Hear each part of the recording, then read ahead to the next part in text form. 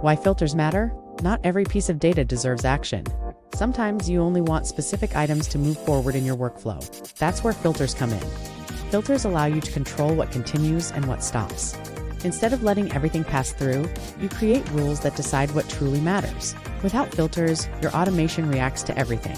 With filters, it becomes selective and intentional. What is a filter node?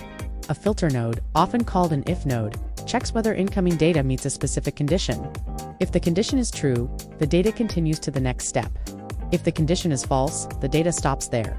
For example, you might only send emails if status equals confirmed, or only send a Slack notification if priority equals high, or only continue the workflow if the email field is not empty.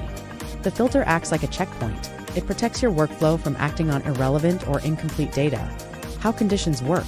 Inside a filter node, you define a rule that the data must match. You can check field values such as status equals paid.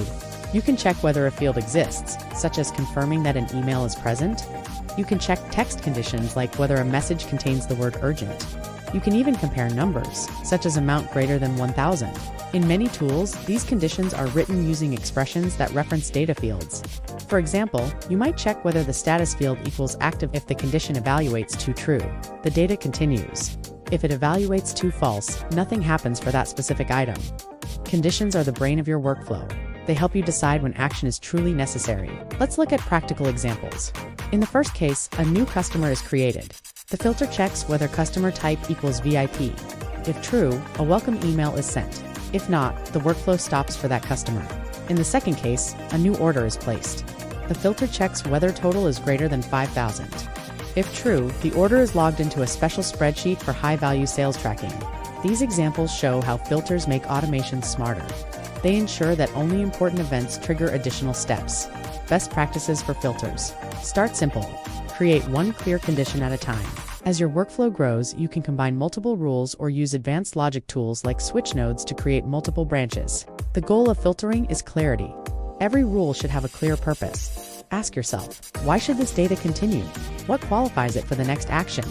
When used correctly, filters prevent unnecessary actions, reduce noise, and make your workflows efficient. Key takeaway. A filter node checks whether incoming data matches a condition. If the condition is true, the data continues. If false, it stops. Filters give you control over the flow and ensure you act only when it matters. Mastering filters means mastering selectivity, and selectivity is what turns automation from reactive to intelligent.